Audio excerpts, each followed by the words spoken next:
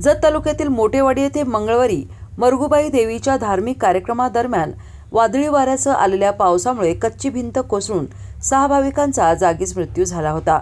या भीषण दुर्घटनेत 10 ते 12 जण गंभीर जखमी झाल्याची घटना घडली होती। मोठेवाडी येथे मरगुबाईच्या देवीच्या कार्यक्रमासाठी मोठ्या संख्येने भाविक जमले होते। याच दरम्यान अचानक जोरदार वादळी वाऱ्यासह पावसाला सुरुवात झाली। पाऊस आणि वारा यामुळे आडोसा घेण्यासाठी भाविक त्या भिंतीच्या आडोशाला उभे होते। खराब हवामानामुळे परिसरातील एक कच्ची भिंत अचानक कोसळली आणि त्याखाली अनेक भाविक दबले गेले। घटनेनंतर परिसरात एकच गोंधळ उडाला होता। स्थानिक ग्रामस्थांनी आणि प्रशासनाने तात्काळ मदत कार्य सुरू करत जखमींना बाहेर काढले। गंभीर जखमींना जत आणि मिरज येथील शासकीय रुग्णालयात उपचारासाठी दाखल करण्यात आले आहे। या घटनेनंतर बुधवारी सकाळी पालकमंत्री चंद्रकांत पाटील, जतचे आमदार गोपीचंद पडळकर, जिल्हाधिकारी मैनाक घोष, पोलीस अधीक्षक तुषार दोशी यांनी जखमींची मिरज शासकीय रुग्णालयात भेट घेऊन विचारपूस केली। दरम्यान मृतात महाराष्ट्र राज्याचे 4 आणि कर्नाटक राज्याचे 2 असे 6 जण समाविष्ट असून उद्या होणाऱ्या कॅबिनेट बैठकीत मृतांच्या नातेवाईकांना मदत म्हणून प्रत्येकी 4 लाख रुपयांची मदत मिळवून देण्यासाठी जिल्हाधिकारी मैनाक घोष यांना प्रस्ताव पाठवण्याच्या सूचना पालकमंत्री चंद्रकांत पाटील यांनी दिल्या। तर मिरज शासकीय रुग्णालयात आणि इतर खासगी रुग्णालयात उपचार घेणाऱ्या रुग्णांची प्रकृती सध्या बरी असल्याची माहिती आमदार गोपीचंद पडळकर यांनी दिली आहे। सुरू झालेला पाऊस, या पावसाची पिकं म्हणूनही पूर्वतयारी नसते आणि अशा घडणाऱ्या घटनाही अनपेक्षितपणे घडतात। तसं मरगुबाई देवस्थानाच्या यात्रेला कर्नाटक, महाराष्ट्रात प्रचंड लोक येतात। यात्रेच्या दिवशी गर्दी असते पण ती बरेच दिवस चालूच राहते। कालही अशा प्रकारे तिथले लोक एकत्र आले, अवेळी पाऊस आला, कोणाची तयारी नसेल अशा तरी वेळ म्हणून आडोशाला जातो। आडोसाच पडेल कोणाच्याच कल्पनेत नव्हतं, त्यामुळे त्या आडोशाची भिंत कोसळून 6 जण मयत झाले। 3 जत तालुक्यातले, 3 कर्नाटकातले। कर्नाटकातून खूप मोठा फ्लो त्या यात्रेला आहे।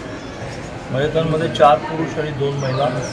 पुरुषांपैकी पुन्हा 2 लहान मुलं आहेत, 14-15 वयोगटात, एकदम वयस्कर आहेत। 13 जण जखमी स्थितीमध्ये वेगवेगळ्या ठिकाणी आहेत। त्यात मिरज मेडिकलला एकूण त्यातले 4 आहेत। सिनर्जीमध्ये आहेत, काही जतमध्ये आहेत, संतमध्ये आहेत, काही बिजापूरला पाठवतात।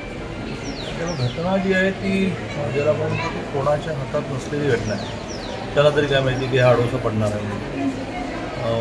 प्रचंड वाऱ्याने समोरच्या शेडचा पत्रा ह्या भिंतीवरून आपण, तर आता मृतांच्या नातेवाईकांना प्रत्येकी 4 लाख रुपये मिळण्याचा प्रस्ताव कलेक्टर महोदयांनी तयार केला आहे।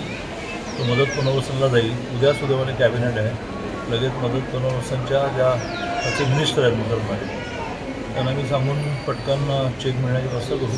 जखमींचा सगळा खर्च आम्ही करू, काही सरकारी योजनेतून होईल, काही प्रायव्हेटली होईल, ते प्रायव्हेटली पण आम्ही करू। सिनर्जी लावल्यानंतर प्रायव्हेटली बिल भरायला लागेल, ते आपण करू।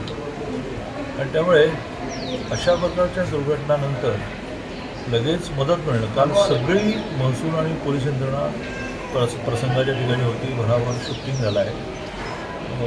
यात जे करावं लागेल ते टाकून काढू। जत तालुक्यामध्ये आसंगी तुर्कजवळ मोठेवाडी नावाचं एक गाव आहे। या गावामध्ये मरगुबाईचं प्रसिद्ध मंदिर आहे।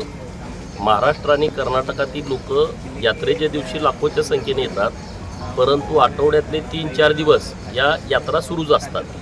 आणि तशाच पद्धतीची काल दरीबडची गावातील किंवा अन्य परिसरातल्या लोकांच्या यात्रा तिथं होत्या आणि यात्रेच्या दरम्यानच पाऊस यायला सुरुवात झाली। पाऊस आल्यानंतर लोक आडोशाला जाऊन सगळी बसली, परंतु सोसाट्याचा वारा सुटल्यामुळं तिथलं एक शेड उचलून त्या भिंतीवरती पडलं आणि संपूर्ण भिंत जी लोक त्या आडोशाला बसली होती त्यांच्या अंगावरती पडली आहे। त्यामध्ये अत्यंत दुर्दैवी घटना अशी घडली की 6 लोक जाग्यावरतीच मयत झालेले आहेत। त्यामध्ये 4 लोक महाराष्ट्रातील आहेत। दरीबडचीचा एक मयत आहे आणि पांडुजरी नावाचं गाव आहे, तिथं कोकरे वस्ती आहे। त्या कोकरे वस्तीवरची 3 लोकांचं दुर्दैवी निधन या घटनेमध्ये झालेलं आहे। जवळपास 13 लोक जखमी आहेत, त्यापैकी 4 लोक इथं मिरज मेडिकल कॉलेजच्या हॉस्पिटलला ॲडमिट आहेत।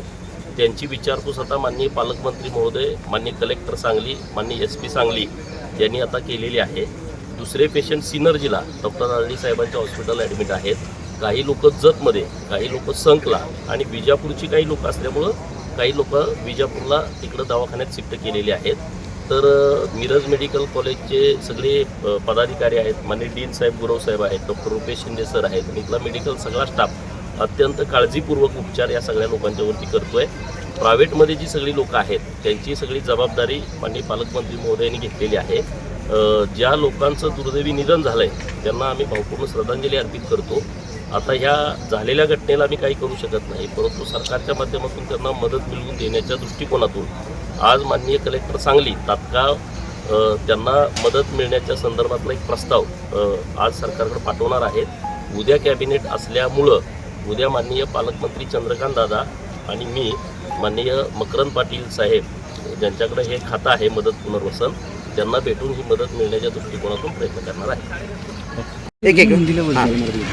आज रात्री मोठेवाडी गावामध्ये मरगुबाई देवस्थान जत्रा तिकडे एक यात्रा याविषयी बरेचसे लोक जडो झाले होते. तिकडे एक प्रचंड वाडा ते असल्यामुळे ते दुर्दैवी घटना घडली. तिकडे तारपत्रे आणि त्याची अँगल उडून एक भिंतीवर पडली आणि ते भिंती कसरलं आणि ते भिंती असे मागे जे लोक बसले होते त्याच्यापैकी 6 लोकांची दुर्दैवी निधन झालेली आहे आणि त्याच्यापैकी 4 महाराष्ट्रीयन आणि 2 कर्नाटकाचे आहेत आणि ते 16सुद्धा जवळपास 13 लोकांच्या ते जखमी झालेले आहेत. त्या ठिकाणी ते 13 जे जखमी झालेले आहेत त्यांना जिल्ह्यातल्या वेगवेगळ्या ठिकाणी सिव्हिल हॉस्पिटल आणि इतर खाजगी हॉस्पिटल जत आणि मिराजमधला वेगवेगळ्या हॉस्पिटलमध्ये त्यांना दाखल करण्यात आलेली आहे. माननीय पालकमंत्री महोदय आणि त्याच्यामध्ये सगळे आमचे जे सन्माननीय जनप्रतिनिधी जजचे त्यांनी पूर्ण रात्री त्याच्याबद्दल ही आढावा घेतलेले आहे आणि आज त्यांची भेटही झालेली आहे. आणि सुदैवी घटना हे आहे की सगळे जे जखमी झाली होती ती सगळ्याच्या सुस्थितीत आहे, त्यांना जीविताची काही हानी नाही आहे आणि ते सगळे रिकवर चांगल्या पद्धतीने करत आहेत. आणि शासनाचे मार्फत जे लोक जे 6 लोक जे मयत झाले त्याच्यापैकी 4 जे महाराष्ट्रीयन आहे त्यांना शासनामार्फत जे हे जे अनुदान आहे ते उपलब्ध करून देण्यासाठी आम्ही प्रस्ताव तयार केलेला आहे. संध्याकाळीपर्यंत ते प्रस्ताव पाठवणार. काल घटनेच्या वेळी त्या ठिकाणी महसूल आणि पोलीस प्रशासनाचे सगळे अधिकारी कर्मचारी त्या ठिकाणी उपस्थित होते आणि लगेच त्याचं रेस्क्यू आणि सगळे जे ॲक्टिव्हिटी आहे ते झालेली आहे. Okay sir.